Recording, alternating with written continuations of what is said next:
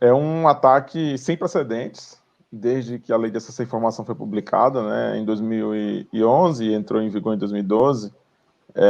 Todo ano a gente comemora o aniversário da lei, e apesar de sempre ter dificuldade nos avanços da implementação da lei de acesso à informação, o Brasil vinha crescentemente avançando na transparência, né?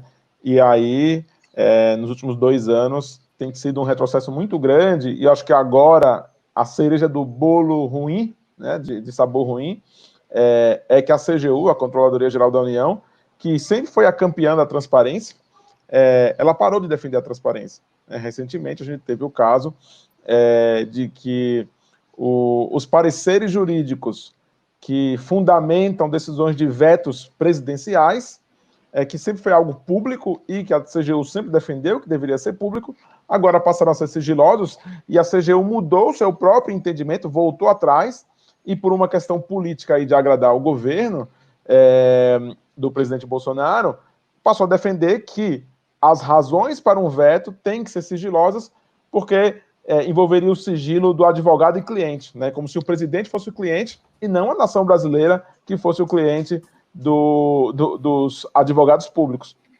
Então, a CGU, que era a nossa campeã, que a gente sempre teve como parceiros para defender a transparência, agora não defende mais a transparência, defende o sigilo e a opacidade. Então, eu vejo isso como a cereja desse bolo ruim, de mau gosto, do tanto que a transparência tem regredido no governo nesses últimos anos.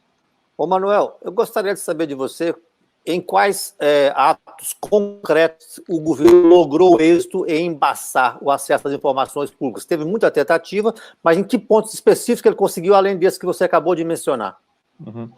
Então, outras decisões que o governo tem conseguido com relação à base de dados, né? Então, a gente tem base de dados do IBAMA, da FUNAI, que antes eram atualizadas e eram disponibilizadas e hoje já não estão mais sendo disponibilizadas. O governo, naquele ato que extinguiu uma série de conselhos, ele extinguiu também o Comitê Gestor da Infraestrutura Nacional de Dados Abertos, né? E aí faz mais de um ano, praticamente, que a gente não se reúne nesse comitê gestor. Eu era um dos membros titulares representando a sociedade civil, e obviamente a gente fica com pouca visibilidade para monitorar o Plano Nacional de Dados Abertos, que está super atrasado, um monte de ministério não está cumprindo o que o decreto determina, e fica por isso mesmo, e a gente não sabe o que vai acontecer. Então, assim, a gente vê uma série de medidas que às vezes não aparecem tanto, como as medidas provisórias, que acabaram caindo no Supremo Tribunal Federal e com pressão do Legislativo, mas essas decisões e mudanças em nível mais da operação de uma base de dados, de bancos de dados abertos, que aparecem menos, o governo tem, infelizmente, tido sucesso em retroceder, né? E os próprios servidores da CGU, eles comentam com a gente que existe um clima de terror em que você não pode criticar publicamente essas decisões contrárias à transparência.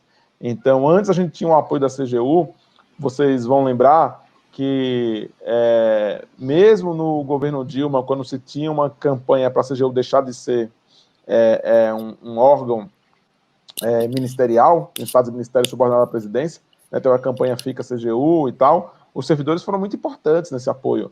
Também no governo Temer, quando queriam mudar o nome da CGU, enfim, tirar alguma das prerrogativas dela, um órgão internacionalmente reconhecido, também foram super importantes.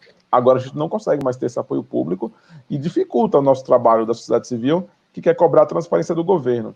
Então, o governo, sim, tem conseguido impor outros retrocessos na transparência, e muitos a gente tem conseguido barrar. Assim, a imprensa, a sociedade civil tem conseguido se articular, cobrar e barrar muitos dos retrocessos, mas tem alguns que estão passando.